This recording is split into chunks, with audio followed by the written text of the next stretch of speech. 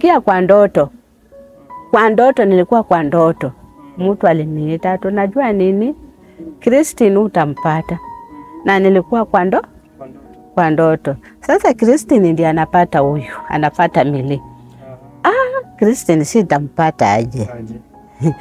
Nikasema pengine ni ndoto. Ilikuwa tu asubuhi naamka naenda kuambia mama mkwe. Mama mkwe, nasikia mama, niliota kioto kingine, ndoto ingine hata sielewi. Ati wananiambia aje, mtu aliniambia Christine sitampata. Na tena huyo mtu alikujia kwa mfano ya huyu mwalikwa wangu. Asema usiseme hivyo. Usiseme hivyo tena, wewe nitakuua, usiniambie hivyo. Kwani nitakuwa napoteza wajukuu wangu? Huyu mama anaanza kulia, usiongee. Na usiongee kabisa, naambia baba mkwe ati baba mkwe wanadondoka. Usiseme. Sasa ilikuwa imefika saa 7:30. Mtu ndio huyu anakuja. Anatoka kwa Christine. Ati Christine bwana yake ananituma, unaweza kumpata, unaweza kumkosa. Kasema ni nini? Ati Christine anatabika tu damu. Nikamuuliza, usiwange mbeba wampeleke Tororo. Sasa Tororo ndio ilikuanga hospitali. Hatule hata tuwezi kubeba. Nikamuuliza, alo nanificha mtoto wangu amekufa? Ati hapana. Tukienda hivi, kufika tu hivi, mtoto ananiangalia tu hivi. Na ananiambia, mama, umefika? Badala kujibu mtoto wangu, nilianja tu kulia. Ninalia tu, sio kuongeleza mtoto wangu. Tena akabeba macho hivi. Kaniambia, mama, usitupe hawa watoto. Lea msigo yetu, beba. Na hii kifo baba yetu ndiye anatuletea. Na kusema tu hivi na anakufa.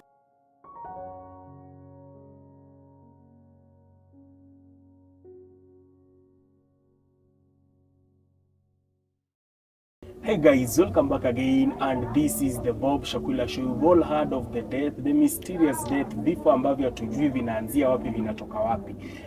The latest ambayo tumesikia ni ya msichana ambaye anaitwa Gatwiri. Gatwiri amekufa, hatujui, na si yeye peke yake. Tunapata visa vingi sana Nairobi, wasichana wanakufia kwa nyumba. Je, tunauliza, can it be ni madhabahu ya kwao nyumbani? Wale ambao maybe you're not spiritual, life is spiritual. I know many of you or some of you are a portion of you, percentage yenu mnaweza kuwa muamini ya kwamba maisha tunaishi kwa kiroho na mambo mengi ni spiritual. Unashindwa mtu kwa Nairobi, things are haunting you, you don't know. Things are haunting you up to these things called premature death. Ndipo sasa leo tuko hapa, nimekuja kutembea hapa.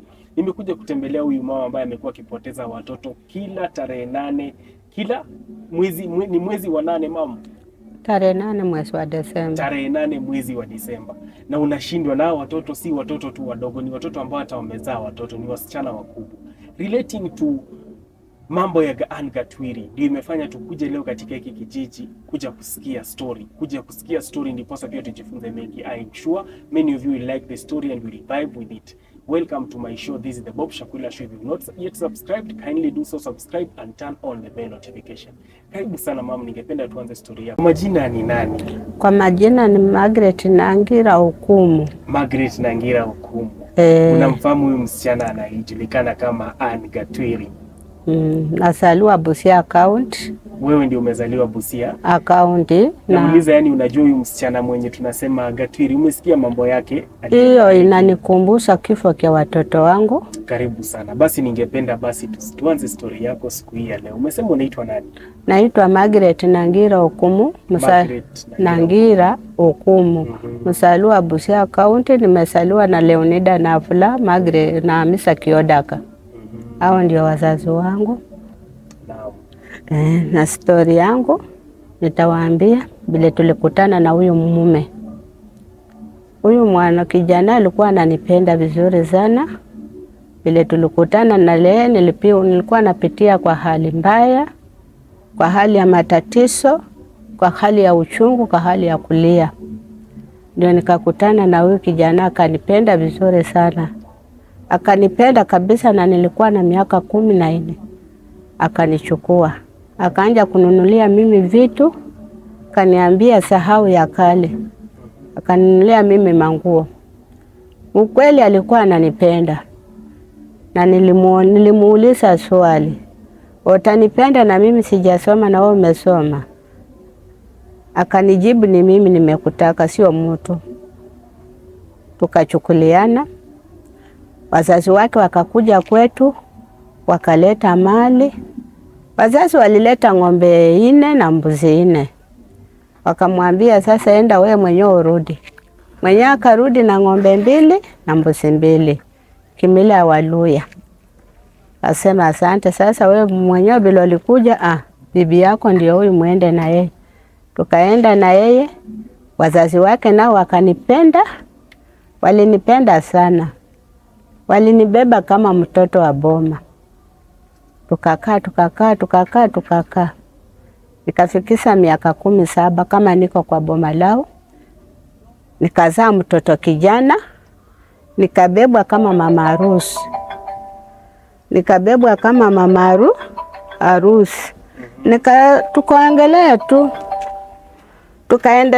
Tukaendelea tu hivyo maisha yetu ikakuwa tukaanja tu maisha ikakuwa mzuri tu kabisa. Tukasema ni asante Mungu. Sasa nikazaa mtoto wa kijana. Nikabebwa kama malaika, nikasahau ile machungu ilikuwa nyuma yangu. Nikakuwa tu sawa, maisha yangu ikakuwa tu sawa, tukakuwa tu sawa. Na mume wangu tulikuwa tu sawa. Tukazaa mtoto wa kwanza, wa pili, wa tatu, wa 4. Mambo ikaanza kubadilika. Nikajiuliza, sasa mambo tena inabadilika. Kwa nini?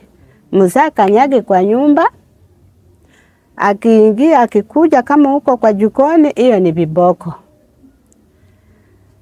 Nikajiuliza ni nini? Nikaanza kuuliza mama yake. Mama yake anasema hata mimi nimeshindwa na mtoto wangu. Sijui anafikiria nini.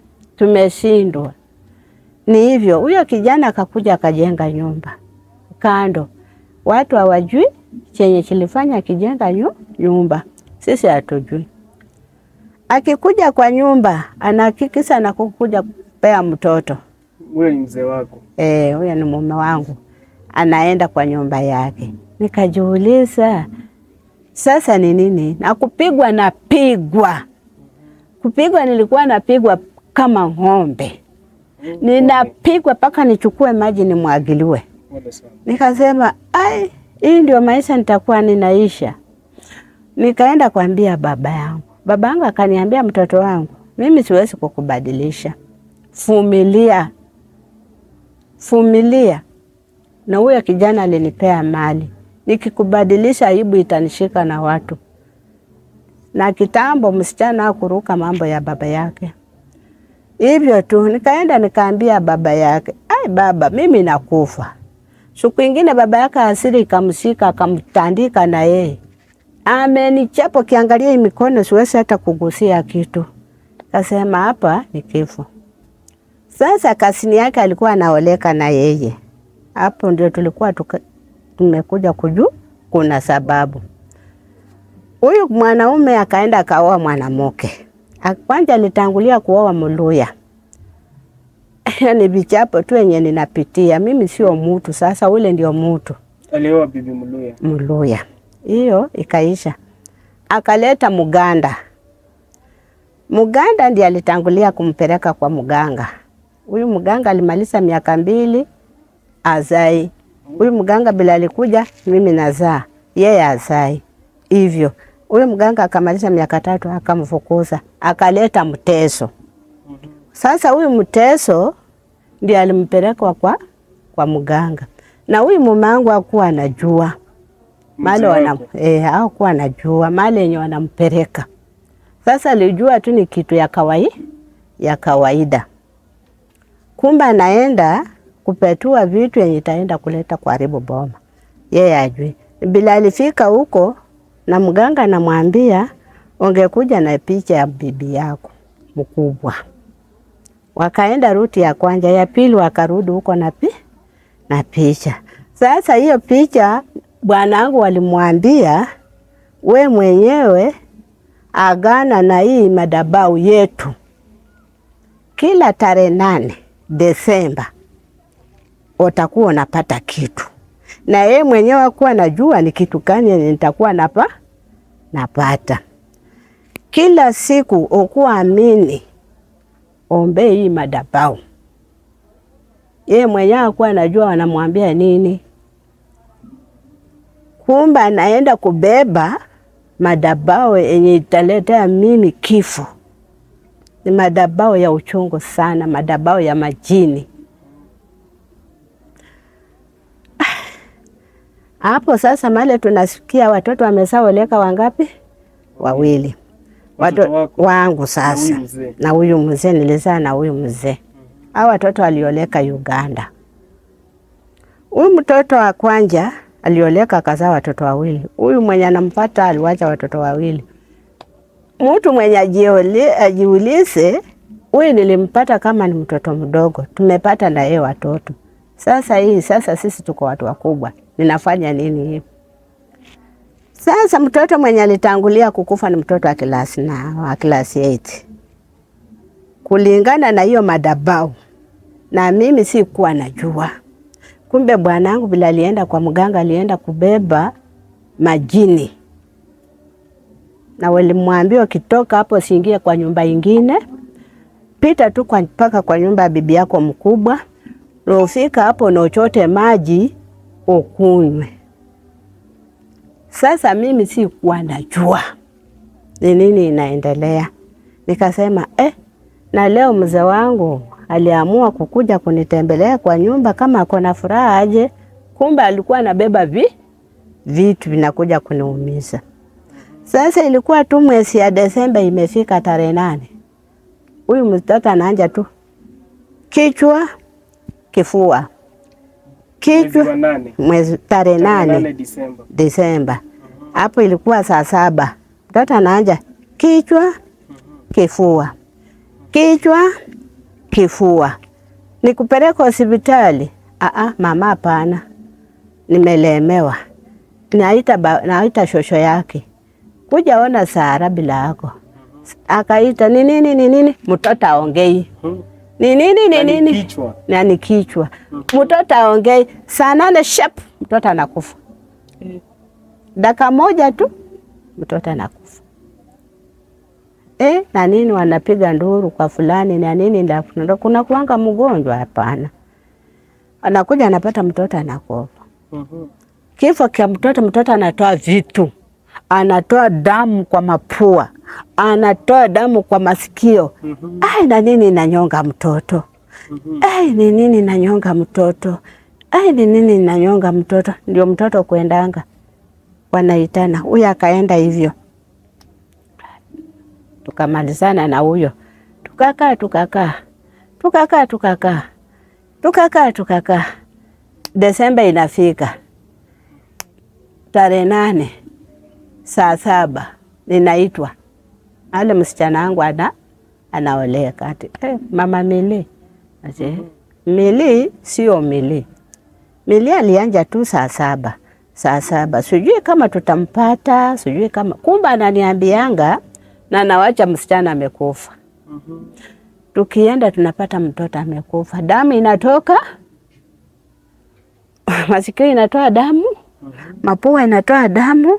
Hivyo tu. Mtoto hajakuwa mgonjwa. Hakuwa, bwana yake anasema bibi yangu hakuwa mgonjwa. Aliamuka akakoroga uji. Tukakunywa tukaenda samba. Tukarudi yeye ni mzima, tunacheka na nipelekea maji kwa bafu. Ni nini inafanya Mili? Hata mimi heri nikufe nifuate Mili. Ni kichwa tu. Ni kichwa tu na kifua. Ni kichwa tu na kifua. Sasa hiyo ni maagano yenye mzee wangu aliagana huko. Tukaenda tukashika huyo. Na hii mambo ya kichwa na kifua ni kama ile tunasikia kuna results za huyu msichana Gatwiri pia zimetoka. Mambo ya positional asphyxia na brain edema. Ni ugonjwa inasumbua hivyo tu. Babangu akasikia tena mtoto wa msichana yako meko. Baba aliambia mwenye alienda kumuita siendi. Mtoto wangu alisika msichana kama huyo tena huyu siendi. Tukaenda Uganda tukamaliza. Kurudi tukakaa tena tarehe 8 Desemba simefika. Tena ninasikia mtu mwingine ananiita ati fulani, ati nilisikia kwa ndoto.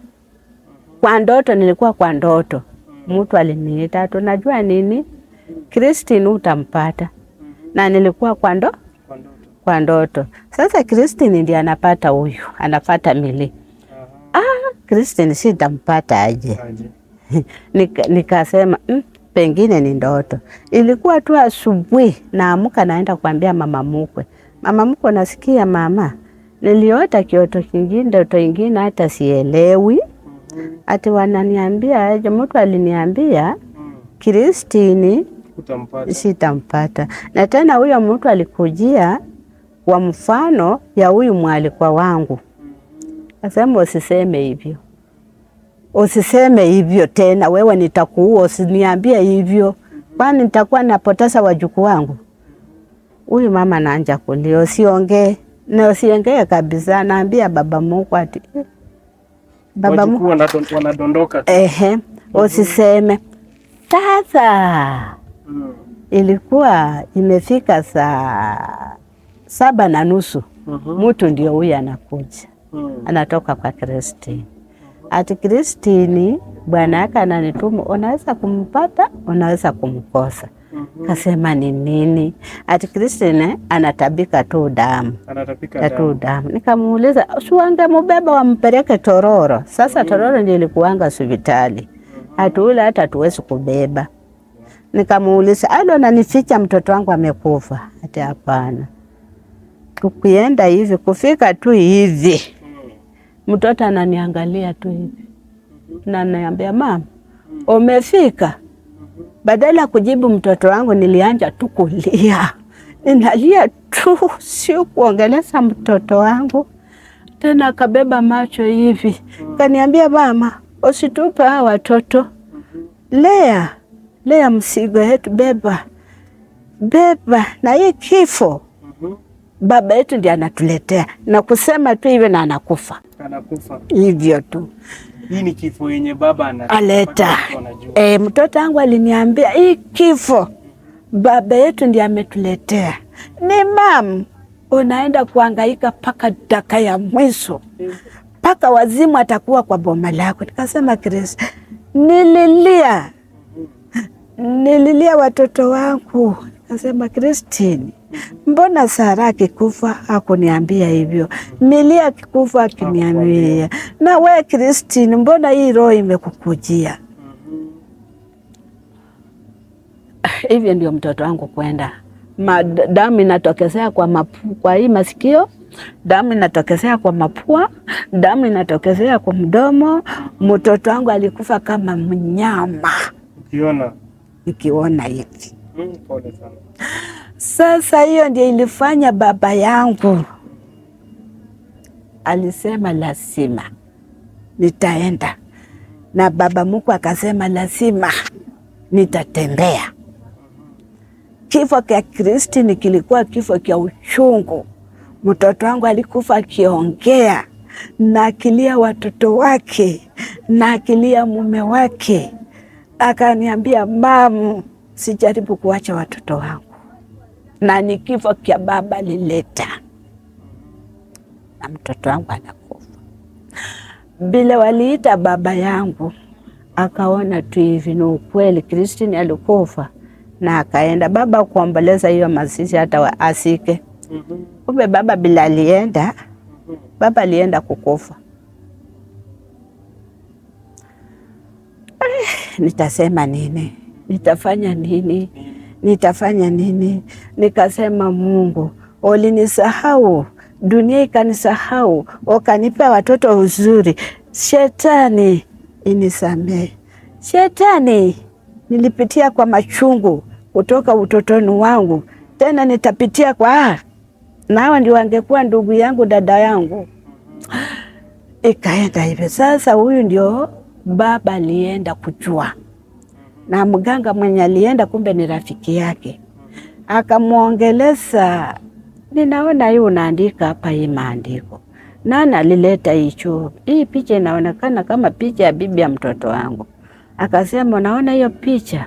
naona na hii picha ingine, huyu alisema ni bwana wa huyu, na huyu akamwambia huyu ni bwana mtoto wangu, na huyu ni bibi yake mkubwa. Ati walileta wakakuwa watu wangapi? Wawili. Ilikuwa uganga. Uganga. Sasa kwa madhabahu ya uganga. Ati ikifika saa 8 lazima niombee hii picha. Ati si kujua kama ni watoto wako, ningejua singefanya hiyo kitu. Mzee ndiye anasema. Sasa mganga anaambia huyu mzee, si kujua kama ni mtoto wako, ningejua singefanya hii kitu. Ni sasa siwezi kwenda kutoa, nimesaa tendeka. Amesaenda akaweka kwa ile mtungi ya maji, huyo msichana amesaa kunywa na watoto. Sasa lazima kitendeke paka watoto waishi wakufe wote. Ndio baba mko kukuja kukalisa kikundi, kuambia watu niko na maneno hii na hii, watoto wa huyu msichana kukufa sio kupenda kwake, ni kupenda kwa mtoto wangu na huye mkwe wake. Bile baba alisema hivyo, kijana yake na bibi yake walichoma nyumba yangu. Walikuja wakachoma. Wakachoma tu fulati na jikoni kabisa. Hiyo ikaisha hivyo. Ni wakatoroka. Wakatorokea wapi? Kericho. Nani huyu alifanya hii? Huyu alifanya hii, alikosa sana, angefukuza tu msichana. Hapo ndio baba mkwe, huyu mwanamke kabla hajamchoma, kabla hajatoroka aliambia baba mkwe, utakufa kama nyang'au. Baba mkwe alikufa kama anafanana kama unga, na hizi mikono zinakunjana hivi. Aliambiwa, yeye ndiye alienda kutoa siri kwa mganga. Alikufa akikunjana hivi. Baba mkwe alikufa kifo kia kilio, kia uchungu, kia machozi, na mimi ndio nilifanya kufe hivyo. Mungu anisamehe kwa ajili ya wajukuu wake. Baba alikufa vibaya. Baba alikufa akatoka damu kama wajukuu wake. Baba mkwe alikufa akitoa damu kwa masikio kama wajukuu wake. Nilisikia uchungu, nikachukua kamba nikachimbia niende nijinyonge, wakanishika akanirudisha. Nilisikia vibaya na nilisikia vibaya mpaka dakika ya mwisho. Tukamaliza hiyo, tukarudi. Kumbe baba huko pia, baba yangu, tukamaliza maiti ya huyu. Kumbe babangu pia anatoka hapa kwa bila aliona huyu ndugu yake akakufa, huyu baba mkwe, na kwa ajili ya watoto wangu baba pia akaenda kukufa. Nilisema ni nini?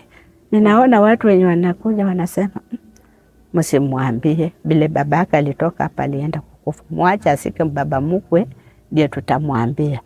Sasa kuna katoto kamoja kalisikia kanasema Mama Paulo, wanasemanga wasikuambie ati babu amekufa. Nikasema babu yako ni nani? Najua watoto wa boma wa kitambo wanaita tu kila mtu babu.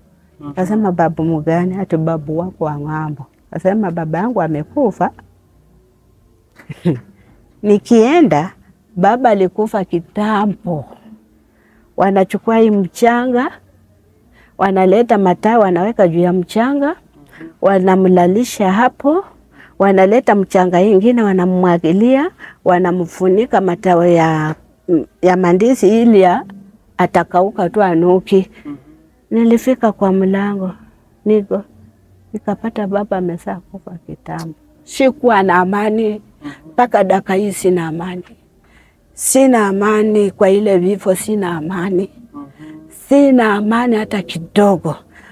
Mandugu zake wakamtafuta mpaka Kericho, wakampata, wakamleta. Huyu bwana kukuja ni kipigo tu. Ananichapa kama ng'ombe.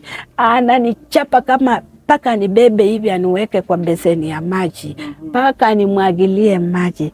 Hata akikuja kama napiga chakula, anachukua hii anamwaga kwa huyu mwanaume. Ni nini mbaya? Sasa tukakuja tukasika mtoto wa mwisho.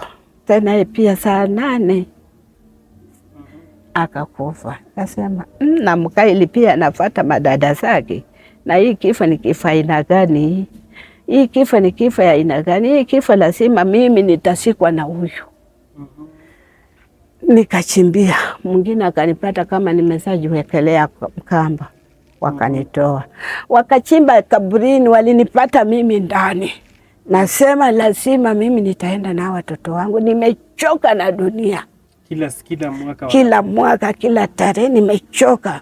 Sasa nilikuwa na nafungi wanga tu kwa nyumba ya mama mkwe. Sitoki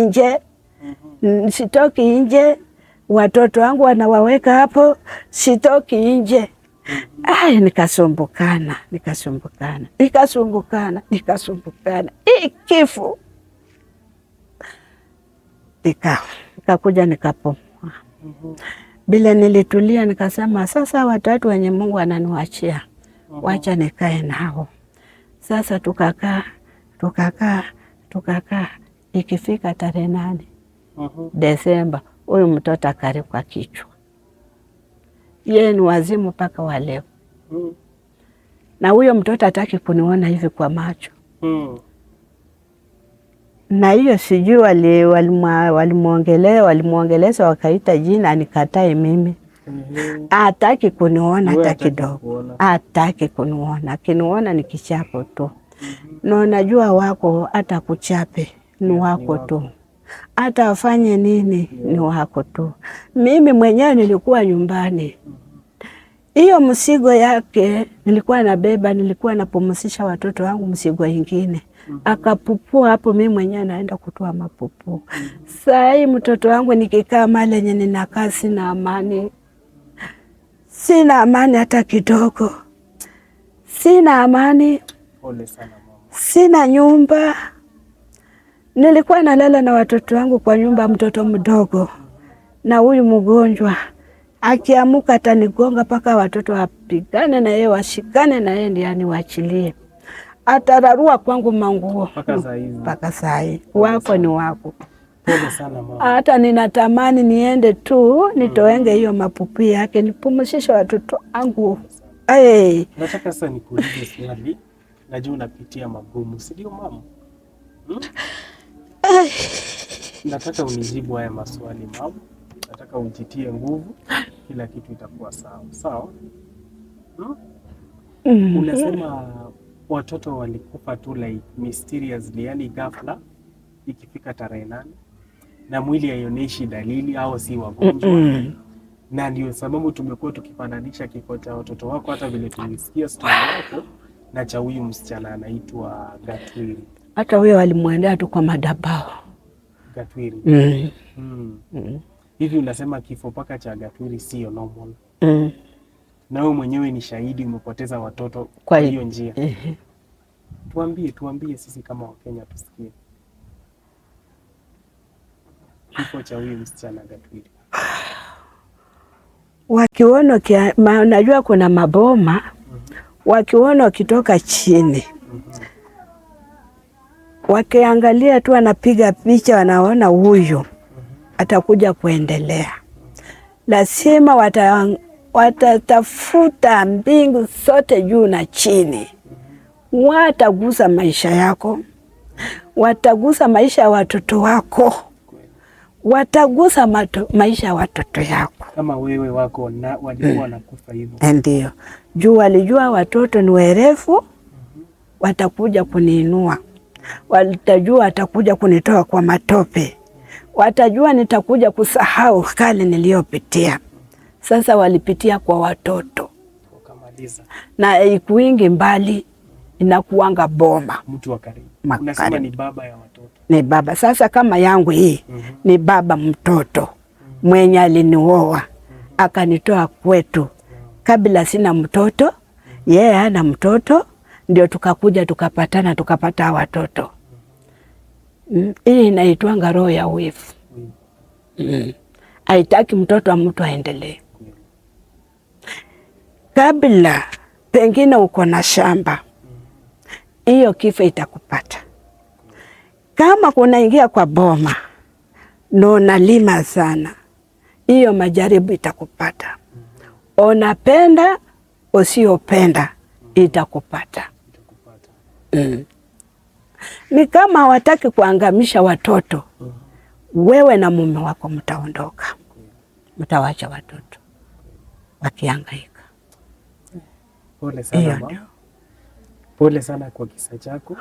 Wewe ni mfano bora sana, saizi inatufungua macho. Asante. Inatufunza mambo mengi sana kama jamii. Asante. Kama kijana mwingine ni Mluya kutoka, hapana si Mluya, ni Mjaluo kutoka hapa Ahero. Alikufa juzi. Alikuwa mtoto mzuri sana. Alikuwa mtoto rika yenyu.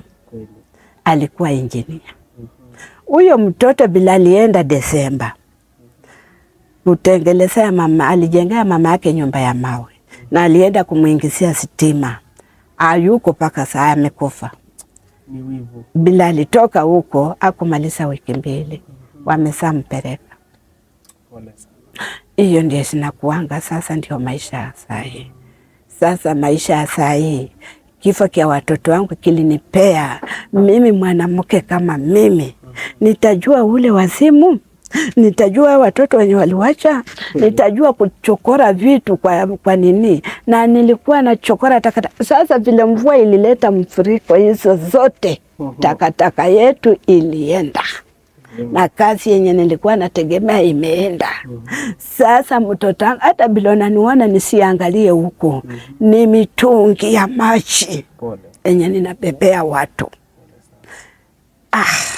Sasa mama, pole sana kwa mapito na asante sana kuja kwa show siku ya leo. Nashukuru, najua mambo itakuwa sawa. Si hata unaamini Mungu? Mimi Margaret Nangira, mimi ndio nabebea watu mitungi. Lakini unaamini Mungu bado anaweza? Mungu ni mwaminifu, si kujua kama leo nitaamuka. Hata Njeri bila alinipigia simu. Kwa namwambia Njeri, hata siwezi kuamka. Ilifika saa 2 tena Njeri akapiga simu akaniambia hapana. Jaribu tu hata uchukue pikipiki nitakulipia. Kaambia Njeri, hata siwezi kupinduka. Kwa ajili ya watoto wangu wangekuwa. Watoto wangu wangekuwa. Kweli. Mtu ukitaka kusaidia mama atakupata kwa nambari gani ya simu? Namba yangu ni 07 03 28 94 28 07 28 07 03 28 94 28. Majina inakuja? Margaret Nangira Okumu. Margaret Nangira Okumu. So my good people, that has been a beautiful story, traumatizing story, all call them, name them, of Margaret Naburu. We are wondering, madhabahu, life is spiritual, everything is spiritual. And the death of Gatwiri, you are saying, pole sana kwa familia. May her soul rest in peace as we continue to find answers as to why. Why would a person be well today, be on TikTok today live, be on Facebook today live, tomorrow you find news somewhere that he or she is dead? Might it be the same story as for our mama here, Mama Margaret Nangira? Might it be? Pengine ni hiyo. Pengine ni kisa kingine ambacho pia tutakipata kesho. That's why I tell you every day, let's continue subscribing to the channel. These and very many other stories, very many other experiences. If you have such an experience which can help us get these answers, unajua jibu linatokea from unknown to known. Just reach my number pale chini 0758527229. I've been your great host Bob Shakwila, and this is the Bob Shakwila Show, latest episode for today. Bye bye, God bless you.